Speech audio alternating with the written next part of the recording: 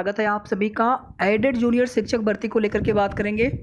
इसके अलावा यूपी शिक्षा आयोग टीजीटी पीजीटी एग्ज़ाम या असिस्टेंट प्रोफेसर भर्ती में एग्ज़ाम होना है आगे। एलटी की नई भर्ती को लेकर के इसी आयोग से आएगी या फिर लोक सेवा आयोग से आएगी।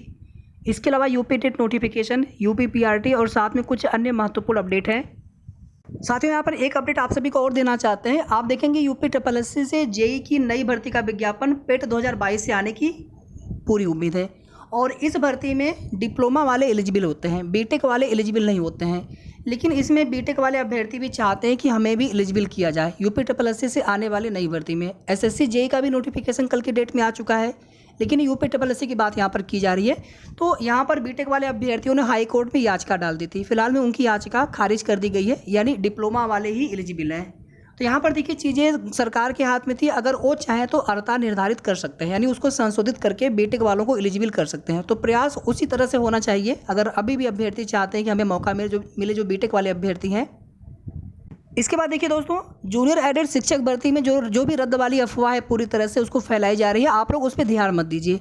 देखिए, याची पक्ष से कभी कोई विरोध नहीं रहा है, क्योंकि वो अपने न्याय के लिए संघर्ष कर रहे हैं। उनको लग रहा है कि उनके साथ गलत हुआ है, वो अपने जगह पे सही है, लेकिन भर्ती कहीं से भी रद्द नहीं होगी। आज के न्यूज़पेपर में टीजीटी पीजीटी 2011 की भर्ती है, 2016 या 17 में उसका एग्ज़ाम हुआ था। अभी उसमें आगे की प्रोसेस होनी है। तो इतनी पुरानी भर्ती चल रही है। अगर मान लीजिए एक भर्ती कोई रद्द हो गई होगी, तो इसका मतलब ये थोड़ी होता है कि भर्तियां सभी रद्द होने लग जाएंगी। भर्ती कितनी भी पुरानी हो, भर्तियां पूरी हो रही हैं, भर्तियां पूरी होती हैं, और ये भर्ती भी 100% पूरी होगी। आगे बात करेंगे कोर्ट अपडेट को लेकर के। थोड़ा सा यहाँ पर देख लेते हैं कि यूपी में नए आयोग का गठन होना है, और मानसून सत्र जो चलना है विधानसभा का, वो अगस्त के फर्स्ट वीक में से स्टार्ट होने वाला है। आगे फिर अनुपूरक बजट भी पेश होगा, और इसी सत्र में नए आयोग को लेकर के हरी झंडी मिलनी है। यानी कुल मिलाकर के अगस्त में ही आयोग लगभग बन करके तैयार हो जाएगा, जहां से अब यहाँ से ये पूरी उम्मीद है। बाकी सितंबर से आयोग कार्य करना भी स्टार्ट कर सकते हैं। और आयोग के पास सबसे पहला जो कार्य आप देखेंगे तो टीजीटी पीजीटी का एग्ज़ाम कराना है, असिस्टेंट प्रोफेसर भर्ती का एग्ज़ाम कराना है। इसके बाद अगर सरकार की मंशा होगी, आगे यूपी टेट कराएंगे। नए भर्ती के विज्ञापन को लेकर के पहले से कोई भी पूर्वानुमान लगाना उचित नहीं होगा। नहीं तो आप देखेंगे कि टीजीटी पीजीटी के नए भर्ती के विज्ञापन की भी मांग है, बाकी सीटों को ऐड किया जाए पुराने वाली भर्ती में, ये मांग चल रही है। एलटी ग्रेड की जो भर्ती है, ये भर्ती अभी तक लोक सेवा आयोग से हो रही थी, तो इसको लेकर के भी संशय है कि ये भर्ती नए आयोग से होगी, यानी शिक्षा आयोग से, या फिर यूपी पीएससी ही कराएगा। अभी इसमें डाउट है। इसी तरह से और भी भर्तियां होती हैं। आप देखेंगे आश्रम पद्धति का, जीआईसी का। तो जो भी लोक सेवा आयोग से भर्तियां होती थी, उनको लेकर के अभी दुविधा है। अगर लोक सेवा आयोग से आना होगा ये भर्ती का विज्ञापन, तो जल्दी देखने को मिल सकता है। बाकी नए आयोग से अगर भर्ती आनी होगी तो कुछ कह नहीं सकते अभी। और यूपी टेट का नोटिफिकेशन आने के बाद ही साथियों सुपर टेट को लेकर के हम लोग उम्मीद कर पाएंगे। और फिलहाल में सुपर टेट की भर्ती का विज्ञापन इस साल तो आने की उम्मीद बिल्कुल न के बराबर है, बहुत कम उम्मीद है। बाकी सरकार के ऊपर है, शासन के ऊपर। अगर उनकी भर्ती करने की इच्छा होगी तो ही आपको लोकसभा चुनाव से पहले लगभग 50,000 के आसपास पदों पर भर्ती का विज्ञापन देखने को मिल सकता है। ये आज के डेली न्यूज़पेपर की खबर है कि नए आयोग के गठन के बाद होगा अब टीजीटी 2011 का साक्षात्कार। तो ये भर्ती भी अब नए आयोग से होगी। मामला कोर्ट में गया था, और नए आयोग के गठन के बाद ही नियमों के तहत इस भर्ती प्रक्रिया का साक्षात्कार कराया जाएगा। यूपी सरकार के इस आश्वासन के बाद कोर्ट ने याचिका को निस्तारित कर दिया है। 2016 में इसकी लिखित परीक्षा कराई गई थी।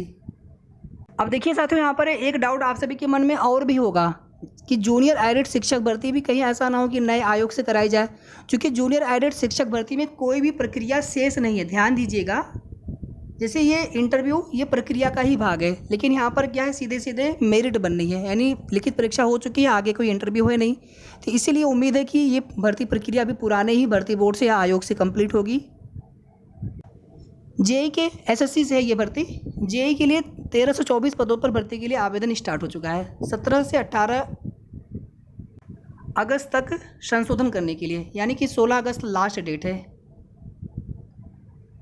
ये विधानसभा के सत्र को लेकर के यहाँ पर अपडेट दिया गया है कि 7 अगस्त से, और अनुपूरक बजट पेश होगा उसी में 11 अगस्त तक चलेगा। और इसी में नए शिक्षा आयोग अस्तित्व में आने वाला है।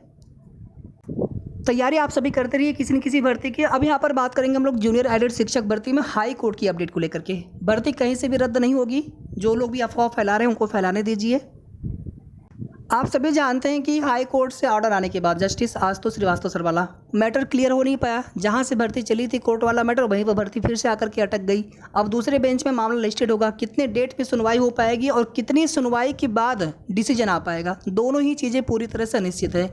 इसके लिए सरकार की तरफ से, शासन की तरफ से निर्देश होना बहुत आवश्यक है। हम लोग चाहे कितना भी कोशिश करेंगे, जब तक सरकार नहीं चाहेंगे तब तक कहीं ना कहीं भर्ती प्रक्रिया में देरी होती चली जाएगी। यही चीज़ें हम लोग पिछले 2 साल से देख रहे हैं और यही चीज़ें साथियों हम हर वीडियो में रिपीट करते हैं कि आप लोग प्लीज़, जो भी हमारे संघर्षरत साथी हैं, आपसे निवेदन है कि आप लोग प्लीज़ बेसिक शिक्षा मंत्री जी से या किसी अन्य जनप्रतिनिधि के माध्यम से मुख्यमंत्री जी तक अपनी बात पहुँचाएँ। बेसिक शिक्षा मंत्री जी स्वयं उप संज्ञान लें इस मामले पर कि ये भर्ती भी पूरी करनी है उनको, और मुख्यमंत्री जी से भी जनता दर्शन कार्यक्रम में समय समय पर मिल करके उनको भी ज्ञापन देते रहें। अब इसके बाद हम लोग CSC के स्तर पर या फिर अपने थर्ड पार्टी के अधिवक्ता महोदय हैं उनके स्तर पर, या फिर जो याची पक्ष है वो अपने अधिवक्ता के माध्यम से की सुनवाई हो। अब ऐसा ना हो कि डेट लगे फिर वो पहले वाला हाल हो कि मामला नीचे है तो सुनवाई का नंबर नहीं आ पाया, वो सब चीज़ें अब ना हो। ऑलरेडी सब कुछ आर्गूमेंट कंप्लीट हो चुका है, लेकिन नए बेंच में फिर से आर्गूमेंट होंगे, लेकिन उसमें रिजवाइंडर काउंटर एफिडेविट जो पहले के दाखिल हो चुके हैं उसमें अब नए फिर से नहीं मांगना चाहिए। तो इसीलिए उम्मीद है कि सुनवाई 2-3 डेट में अधिकतम कंप्लीट हो जाना चाहिए। तो इसको लेकर के प्रयास सब लोग मिल करके कर रहे हैं और ये सबसे अच्छी बात है। सभी जो संघर्षरत साथी हैं एक साथ मिल करके कोशिश कर रहे हैं, सबसे अच्छी बात यहाँ पर है। और इसी तरह से आप लोग आगे भी मिल करके कोशिश करें। अब देखिए साथियों, पहले एक बार लिस्टिंग एप्लीकेशन फाइल हुआ था, अभी बाद में उसको विड्रॉल करा लिया गया था और डिस्पोज हो गया था, यहाँ पे देखेंगे आप, ठीक है। इसके बाद देखिए फिर से फाइल किया गया 24 जुलाई को, और यहाँ पे आप देखेंगे 27 तक, यानी आज की डेट में कंफर्म होने वाला है, या हो जाएगा या फिर हो सकता है कि कब तक सुनवाई होगी। जहाँ तक उम्मीद है कि अगस्त के फर्स्ट वीक में डेट मिल सकता है, अगस्त के फर्स्ट वीक में सुनवाई की डेट मिल सकती है। अब साथियों यहाँ पर एक चीज़ और हम चर्चा करना चाहेंगे, हालांकि थंबनेल पे लिखा नहीं है, लेकिन ये चीज़ें आप लोगों के मन में काफ़ी ज़्यादा ये सवाल परेशान करने वाले होते हैं कि मेरिट लगभग कितनी जा सकती है, कट ऑफ कितनी जा सकती है। और इस विषय पर कहीं ना कहीं बात करने से पहले कई चीज़ों पर, पहलुओं पर सोचना होता है कि सीटों का पता नहीं है, अभ्यर्थी काफ़ी ज़्यादा है, कहीं मेरिट हाई न चली जाए, ये सारी चीज़ें हमारे मन में भी आती हैं। लेकिन फिर आप देखेंगे अभी TGT 2016 फिर 21 वाले में अभी वेटिंग लिस्ट आई थी, LT ग्रेड के भी कुछ समय पहले उनकी भी काउंसलिंग कराई गई, 16 की हो चुकी है, 21 की भी चल रही थी या शायद अभी चल रही है, उसका डेट में ध्यान नहीं आ रहा है। तो आप देखेंगे इसमें बहुत सारे, शायद हो चुका है, तो इसमें बहुत सारे अभ्यर्थी इसमें अब्सेंट हुए हैं। और यहाँ पर भी देखिए आपकी भर्ती में 42,000 भले ही पास अभ्यर्थी है, लेकिन बहुत सारे अभ्यर्थी इसमें फॉर्म आवेदन ही नहीं करेंगे, और ये संख्या कम से कम 10,000 या फिर इससे भी ज़्यादा हो सकती है। तो मतलब लगभग 25 से 30,000 अभ्यर्थी हो सकते हैं, उसमें भी किसी अभ्यर्थी का कहीं पर सिलेक्शन हो गया हो, यहाँ पर वे काउंसलिंग न कराएं, या फिर काउंसलिंग से पहले, मेरिट लिस्ट जारी होने से पहले फॉर्म आवेदन न करें। इसलिए साथियों किसी भी विषय में देखिए, किसी एक विषय में ज़्यादा जा सकती है कट ऑफ, हम सभी के लिए नहीं कह सकते, लेकिन कुछ विषयों में आपको 74-75 के आसपास ही कट ऑफ देखने को मिल सकता है। अन्य रिजर्व में, जनरल में कुछ विषय में कट ऑफ ज़्यादा जा सकती है और डिपेंड करेगा सीटों की संख्या के ऊपर। तो इसलिए जिनके गुणांक कम हो, आप हताश निराश होने के बजाय किसी न किसी और भर्ती की तैयारी करिए। जिनके गुणांक ठीक ठाक हो, आप भी साथियों तैयारी करिए, क्योंकि जब तक फाइनल सिलेक्शन हो नहीं जाता है तब तक हमें मान करके नहीं बैठना है। हाँ, हमारे गुणांक 80 के आसपास हैं, 79, 80 है, 78, 79, 80 है, या फिर 81, 82 हैं, तो फिर तो आप श्योर हैं, अगर आपके डॉक्यूमेंट सब सही हैं तो आपका तो हो जाना है। लेकिन जिनके कम गुणांक हैं, 70 है, 71 है, या 70 से नीचे हैं, किसी अदर आप आरक्षित वर्ग में आते हैं, आपके 67 है, 68 है, 69, 70 इस तरह से हैं, तो कहीं ना कहीं आपको दूसरी भर्तियों की तैयारी जरूर करते रहना है।